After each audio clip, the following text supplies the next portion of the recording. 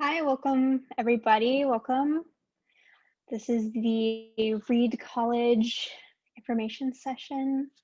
I see a couple people have entered, so I can go ahead and get started, and we may have some additional people join us in just a couple of minutes, but I can go ahead and get started by introducing myself. My name is Sarah Erickson. I am an assistant dean of admission at Reed College here in Portland, Oregon, which is currently a bit smoky because of the fires and everything, but typically super beautiful. This is a little strange currently, but that's me, Assistant Dean of Admission. I'm also a recent Reed grad, so I myself went to Reed, studied environmental studies and political science as a student at Reed. So hopefully today I can give you a little insight both from the admission side of things, as an admission counselor, while also giving you a little insight from what it's like to be a student at Reed, as I was one pretty recently. I graduated in 2019. So that's my goal for today. Hopefully you'll walk away knowing a little bit more about Reed College in Portland and knowing kind of what we're about. Before we begin, I just want to give everyone a refresher that you can ask questions at any time. You don't have to wait for me to pause. Please go ahead and send questions through the Q&A. So if you hover at the bottom of the screen, you'll see the Q&A feature. You can pop that up and you can ask some questions. So feel free to send me questions through that. And I will have some pauses throughout the session for questions as well as the end. So it's good if you can get those in just as you think of them. That works for me. And if you at any time have any trouble hearing me or anything like that, please do let me know. All right. So to begin these sessions, I really liked sharing this quote about Reed that I found actually just kind of scrolling through the website, seeing for myself what that side of things looks like. And something that jumped out to me was this quote, which says that, referred to as one of the most intellectual colleges in the country, Reed is known for its high standards of scholarly practice, creative thinking, and engaged citizenship. Now, I like to share this quote. I think that it does a really nice job of highlighting what is important or what is unique about Reed, especially those last three values there at the end. So again, those high standards of scholarly practice, creative thinking, and engaged citizenship. I think if I were to tell you three traits that describes Reed or Reedies, which are communities and community members of Reed, I think that those are the three things I would pinpoint. And so I'm going to utilize those today and use them to kind of walk through what I think is really unique and compelling about Reed. And so I'll reference those throughout the session. You might hear me mentioning those throughout the time, but really I want to highlight using those kind of as backdrop or kind of overarching themes of our session today. But I want to really talk about the academics at Reed, so what an average academic experience is going to look like during your time at Reed. I want to talk a little bit about community, student life, that sort of thing. And then I also, if there's time at the end, I definitely want to give you some tips and tricks for applying to Reed and what that process looks like, both in terms of the admission side of things, financial aid, and all that good stuff. So those are kind of the main things that I want to cover today. Again, starting with talking about academics and what it means to be a student going to Reed, and really to begin with this idea of scholarly practice. What does it mean for students to be held to these high standards of scholarly practice? For me, that means Reed itself is a challenging, rigorous school. If you are a serious scholar who doesn't maybe take yourself too seriously, as we like to say here at Reed, that's kind of what we're all about. We're a liberal arts college, so that really means you're going to have the opportunity to take classes in a whole bunch of different areas. That's really what the liberal arts are all about, and really build up a strong foundation of knowledge across all these different areas of study. This leads to you being a very adaptable, quick thinker. A friend of mine describes this phenomenon as kind of a snow globe effect. So if you think about a piece of academic inquiry, a question you have about the world, or something like that, a problem, if you think about that as being the little house or snowman in the middle of a snow globe, the academic experience, the studies that you will partake in at a liberal arts school like Reed is going to allow you to be able to really twist and turn that snow globe and look at a problem from all of these different perspectives, and really take in these different ideas and ways of approaching a problem or question. So that's kind of how I have started to think about it as well. I have a question here already, which is great. Again, ask questions throughout the whole session. I love that. I want to hear what you want to hear about. The question I have here is there a required core? And I think that's a really good question, and something that I want to definitely touch on here in just a second. Because when I talk about liberal arts, maybe you're thinking, oh, that means I'm going to, have to take classes in, English, science, like those core classes that you kind of think of when you think of high school or something like that. And while it will be required for you to kind of step out of your academic comfort zone, so to speak, and take classes across different areas, we don't have like specific core classes that are required of each and every student. Instead, we have required kind of core categories that you take classes in. There are 3 categories. These are called your distribution requirements. So you're required to take a couple classes in, again, these 3 different areas of study. Those 3 areas are the arts and humanities, history and social sciences, and then the natural, mathematical, and psychological sciences. So really the classes you take to fulfill each of those kind of 3 distribution requirements are really up to you. So you may decide to take, a religion class, or a philosophy course, or maybe you're more interested in languages, or more performing arts or visual arts. Those are all different types of classes that you can take within the arts and humanities kind of distribution or division. So similar for natural, mathematical, and psychological sciences, that encompasses a lot of different areas. You can take psychology, math classes. Maybe you want to take more of a physics or chemistry class. It's really up to you. You have a lot of wiggle room and say in what your courses are going to look like, what your schedule is going to look like. You have a lot of room to make it what you want it to be, what you're interested in, what you care about, while also being forced in a way to really step out, like I said, of your academic comfort zone, so to speak. So for me, I told you earlier, I was an environmental studies and political science major. I never thought in college I was going to take a music class. I'm not musically gifted at all. I don't play an instrument. I don't sing. I can barely keep, maintain a tune, but I ended up taking some music classes, not the typical like singing or playing an instrument class. It was more of a anthropology meets music theory meets political science meets history type of class, all coming together for a field what's known as ethnomusicology. I didn't even know that this field of study existed before stepping foot into one of these classes, but they ended up being some of the most interesting and engaging classes that I took at Reed, and I never would have taken a class like that hadn't I, needed to for fulfilling a requirement. But like I said, they were some of my most interesting, and I learned a lot from them, and I'm glad I was kind of asked to step out of that comfort zone and take something unique. But yeah, you have a lot of wiggle room, as well as a lot of opportunities to really take a deep dive. I mentioned that in a liberal arts school like Reed, you're going to have a lot of ability to create a strong foundation of knowledge, and that's going to be really, wide ranging, but you're also going to have a lot of depth in your academics, and you're going to be able to take those deep dives into areas that you're really passionate about, that you really care about.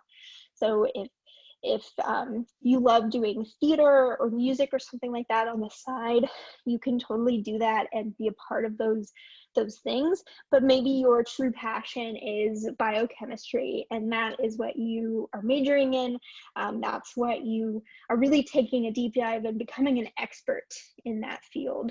And so there's going to be opportunities to do that, either, you know, in your free time, you know, conducting an internship, finding those opportunities through Reed, either at Reed itself or in the nearby area, or you know, through your studies, whether that's doing research or hint doing your senior thesis. I'm going to talk just a little bit about that in a minute, but before I do, I kind of want to step back and make sure we're all on the same page when it comes to the academic experience at Reed, because so far I've only been really talking about the middle stuff, those distribution requirements, things that you'll be taking pretty much throughout your 4 years at Reed. But I want to step back a little bit and actually talk about your first year and your last year at Reed. And I want to do this for a couple of reasons, but if I'm talking about your first year at Reed, probably the most, you know, distinct part of that year is going to be a class called the Hum 110, Humanities 110. It is a required class of all first year students. It's actually the only required class of its kind. Like I said, you aren't going to be asked to take, you know, a core set curriculum. The only exception is Hum 110, and I'll talk a little bit about why it's a required course, what you're going to get out of it, no matter what your overall major is at the end of your time at Reed. And then I want to talk about your senior year at Reed, your fourth year. All seniors are required to complete a senior thesis. That's going to be one example of really showing off how you have become an expert in your field and really taking a really strong deep dive into one particular area, one topic even. And I want to talk about Hum 110 because it is a really great example of what your kind of classroom experience is going to look like at Reed for a couple of reasons. And then I want to talk a little bit about thesis because I think it's just such a cool example of what makes Reed pretty unique. It's a required part of every single Reed student's experience at Reed. It's not, you know, reserved for honor students or anything like that. It's something that every single Reedie has gone through, and it really connects Reedies throughout, you know, time and space and, you know, generations. So I want to talk about those things here today to kind of finish off the thinking about scholarly practice at Reed. I'm going to take a quick drink of water. All right. So Humanities 110, or Hum 110 as I'm going to call it for the remainder of the session, is again a required class of all students. It has 3 components to it. So it has a lecture component, conference component, and something we call paper conference. I know, I guess I'm realizing we really like breaking things into threes here. So bear with me there, but yeah, those 3 components are really kind of what makes this class super unique, super compelling about the Reed experience. And it kind of gives you some insights on what the classroom dynamic is going to look like, even in other classes as well. Lecture. You all probably know what a lecture style class looks like. You have all 400 or so first year students piling into our one and only lecture hall on campus, and you're going to be taught throughout the year. You're going to be lectured on topics of humanities.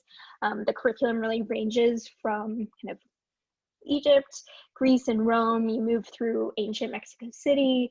You talk about the Harlem Renaissance in the second semester. Really wide-ranging curriculum for the class, but I really don't even think it's the curriculum that makes the class super unique.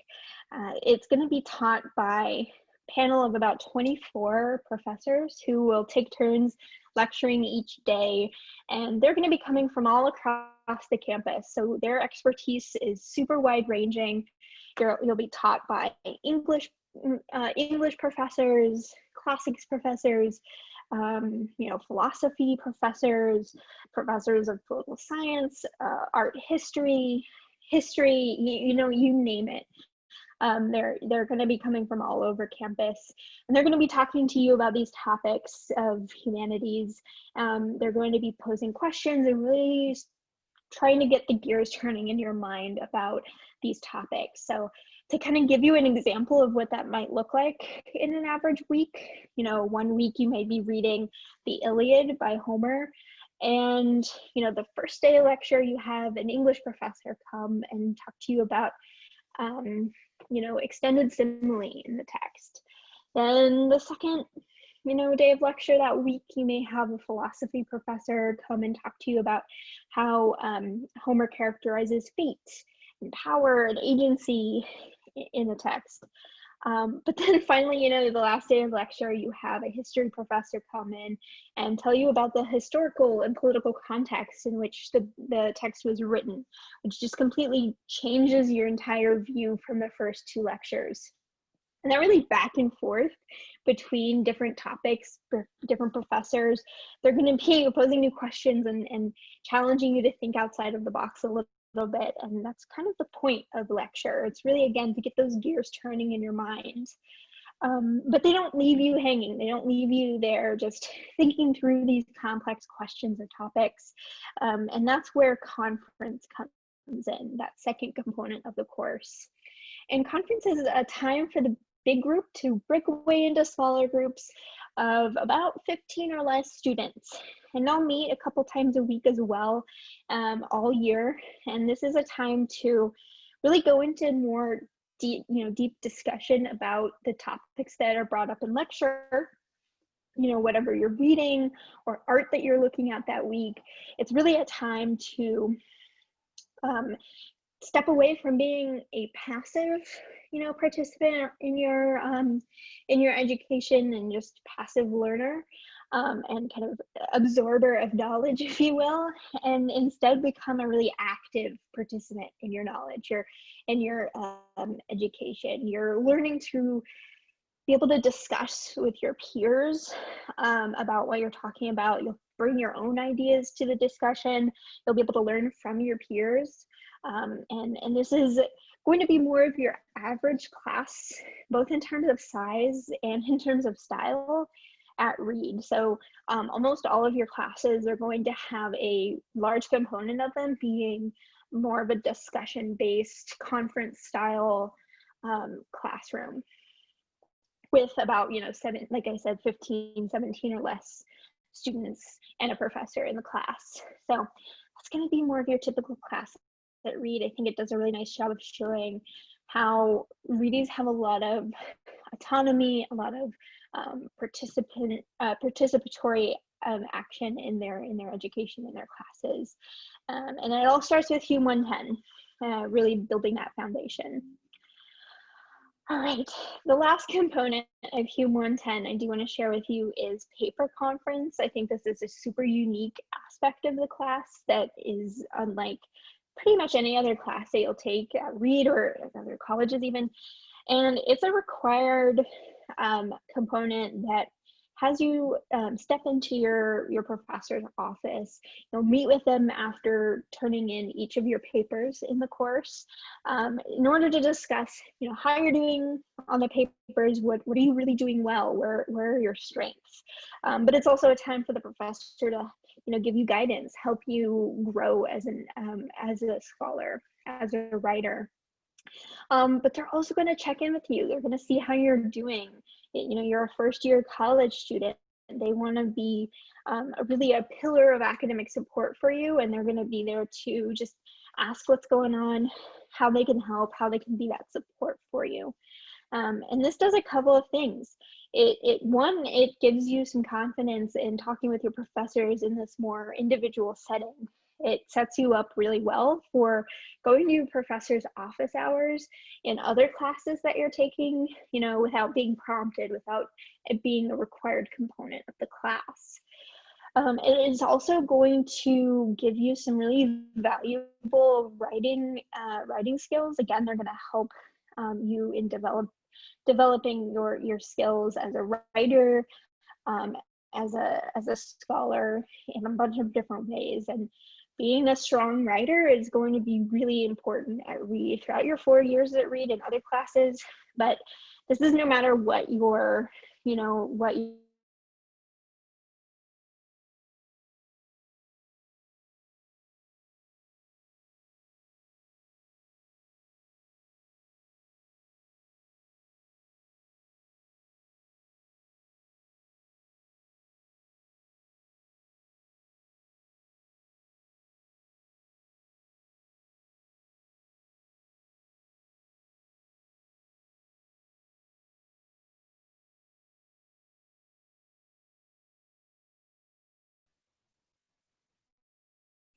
don't know where I went, but I was kicked out of the meeting for just a moment, but I'm back. Hopefully, I didn't cut out or anything. If I did, please let me know. I was talking paper conference and how that's going to build your abilities as a writer, as a scholar, and how that's going to be beneficial for you as you work your way up throughout your time at Reed in order to be ready to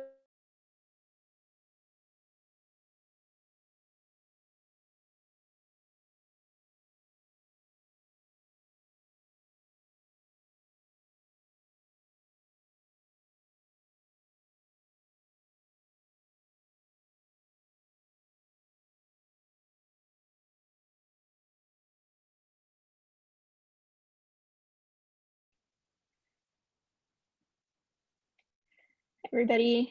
Hopefully you can hear me. Not sure why I'm losing connection. I have stable internet. So I apologize with that, but I'm just going to keep on going and talk a little bit more about the senior thesis and what that allows you to do, because I think it's just a really neat component of the Reed education.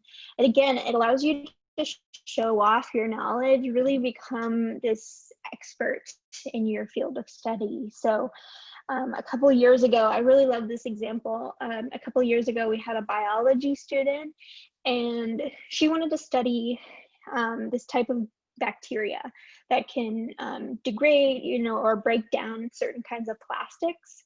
In order to study this bacteria, she went to her hometown of Houston, Texas, collected a bunch of soil samples, brought them back to Portland, conducted her research, her studies, and actually discovered that she had 3 different strands of this type of bacteria that can break down or degrade plastics, one of which had never even been discovered before. So she was able to research it and name it after herself, name this type of bacteria after herself that she discovered.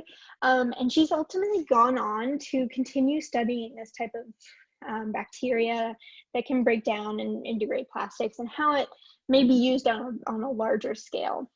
So that's just a really, really cool example of something that started out as a senior thesis and really developed into something even bigger. And that's kind of the point of the senior thesis, is it allows you to contribute something new to your field, which I think is just really just a super awesome aspect of the Reed education and experience. All right, so I have another question here. Thanks again for sending those over to me. Hopefully you have been able to hear everything I've said. Again, I apologize for cutting out a couple of times, but I'm glad I've been able to pop back in. Yeah, I have a question here about, can I share why I chose to enroll at Reed and describe what kind of students most successful? I think that's a super good question, and hopefully I've kind of given you a couple of insights into who I think,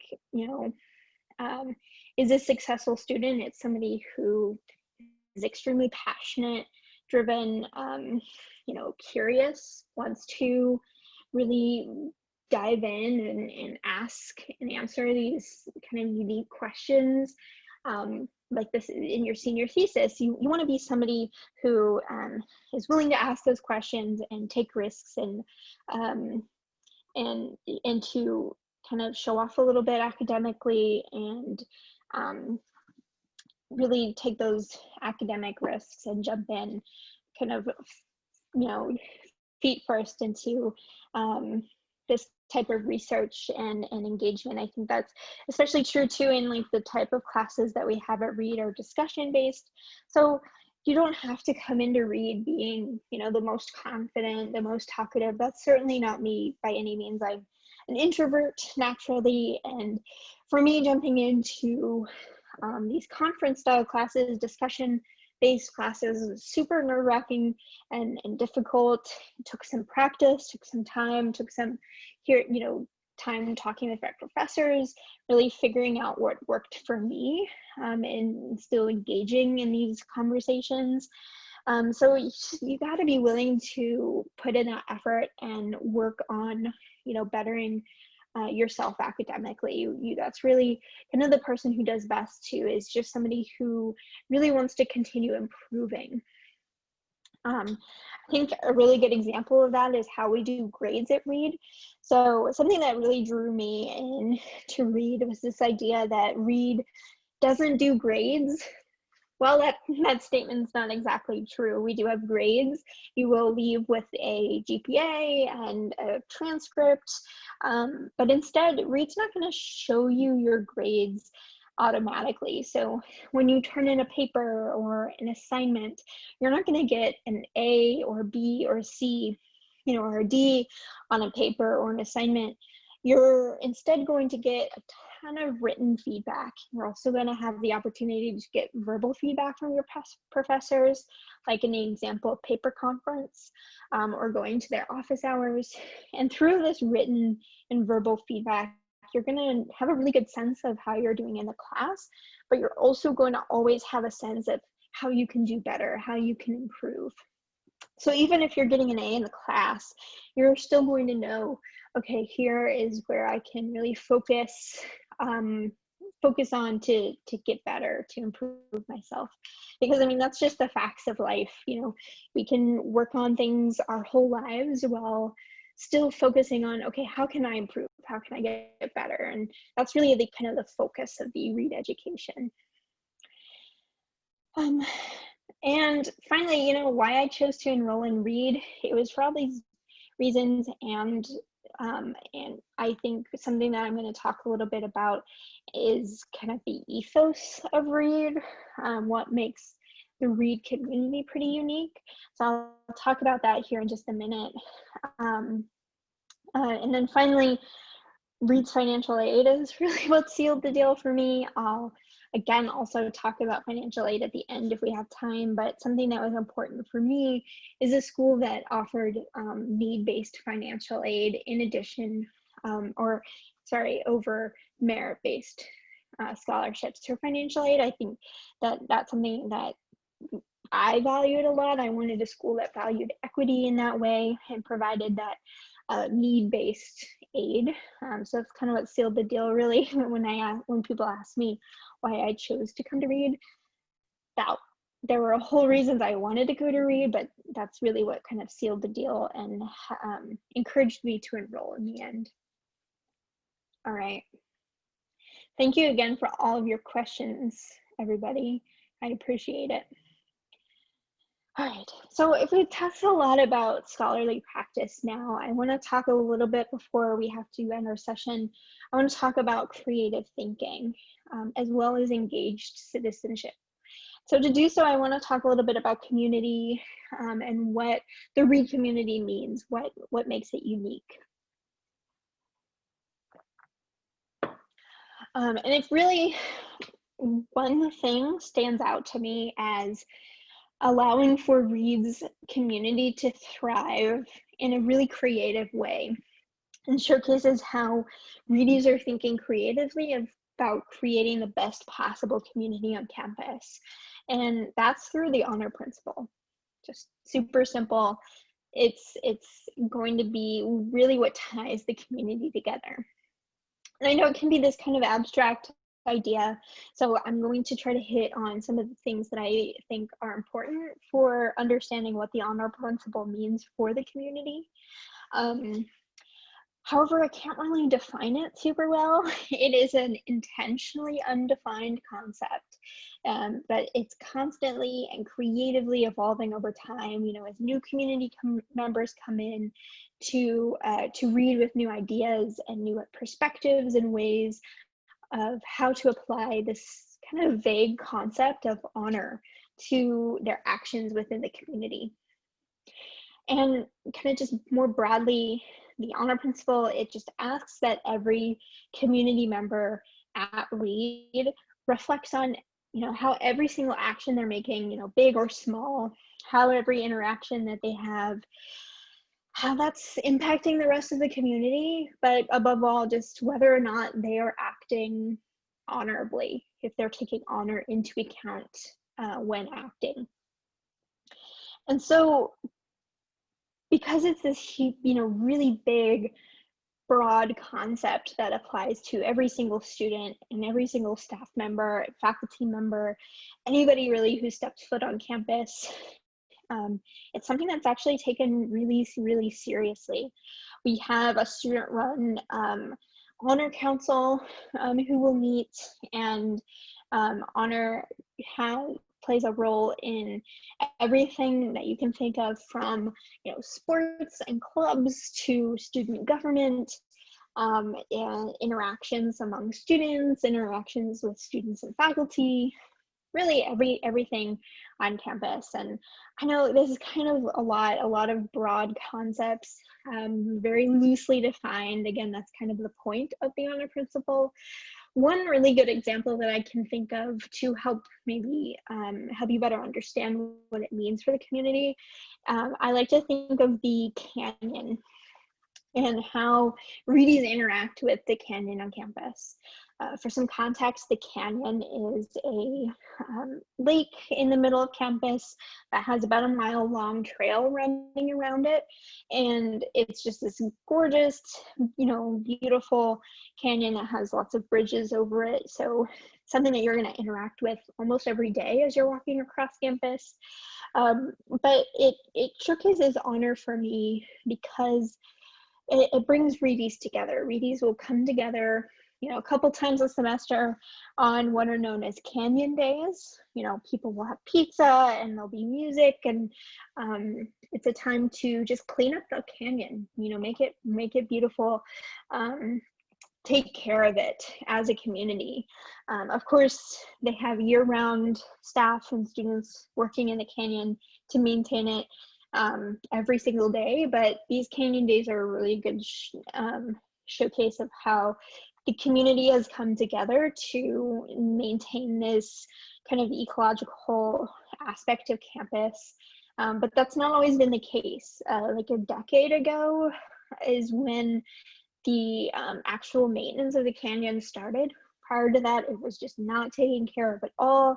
And then people came in and were like, no, this has a much bigger impact on the greater, you know, Portland ecological systems. We as a community need to act honorably and take care of this. So they really turned it around and started up taking care of it regularly, started up these canyon days. And I think that's just a really cool example of how the community has come together to act more honorably with the physical space around them. But that same idea applies to literally every part of campus that you can think of. And because students are known to act honorably and take honor really seriously, students have a lot of autonomy in really every aspect of campus life. So that's everything from clubs and organizations, like I said. So inclusive opportunities are abundant. If you want to join our aerial troupe or the cheese club, you can do so. Even vegans are welcome at Cheese Club. They do have vegan cheese options every meeting. But it's also really easy to start your own. One of our current students working in the admission office right now actually started her own a cappella singing group with some friends on campus. That's just a really good example of how students have that autonomy. And that ranges from every part of the process, every level, from, again, starting and initiating a club to maintaining the funding and student funds and how that's allocated, putting on events, and using those resources to do so. So we often see a lot of events to build community that are student run. Every other weekend or so, students will put on a dance in the student union, and those are almost always themed. So we'll often have my favorite is the ABBA ball. So it's exclusively ABBA music that's played, straight out of Mamma Mia. It's great.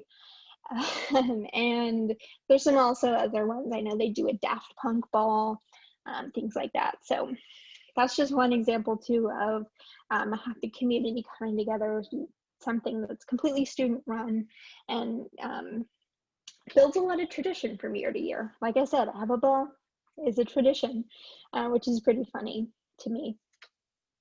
All right. And again, due to this inclusive nature of, student involvement, every student is really encouraged to explore and engage in community in their own ways, both on and off campus. Again, hence Reedies as engaged citizens, right? And so that takes place, like I said, both on and off campus. Students have the opportunity to get involved in some more service-based aspects. Reedies in general are super service-oriented activists in their community. So maybe you want to teach science to middle and elementary schoolers in the area. That would be something you could connect with our Student Engagement Center. They have hundreds of partners in the local community like that, where you can get involved in a service-oriented way. But maybe you want to get off campus and take advantage of some of the opportunities right here in the city of Portland. Reed itself is located in the city, so it's really easy to kind of get around and explore the different neighborhoods, check out a new coffee shop each weekend, whatever your interest may be. There are tons of opportunities in the Portland area itself. But we actually have on campus a fund that will put on these fun trips almost every weekend. So there may be a trip to the coast to camp on the coast, or a trip up to Mount Hood, which is like an hour away, to go skiing on the weekend, or maybe it's into the city to see a concert, or do an escape room, or go rafting on the river. There are just a ton of opportunities in the Portland area or in the greater Pacific Northwest itself that students can get involved in from Reed and completely funded by Reed, and build that community of Reedies while also getting off campus and expanding that bubble a little bit. All right. So I want to take a breath, answer a question. And then I'm going to get into applications and financial aid.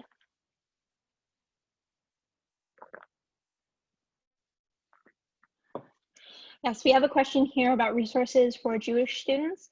We have a Jewish student union, so that's just one example of one of our identity-based clubs or student organizations, and they'll put on a ton of events throughout the year. And that goes for every kind of identity-based club, or just really any club in general.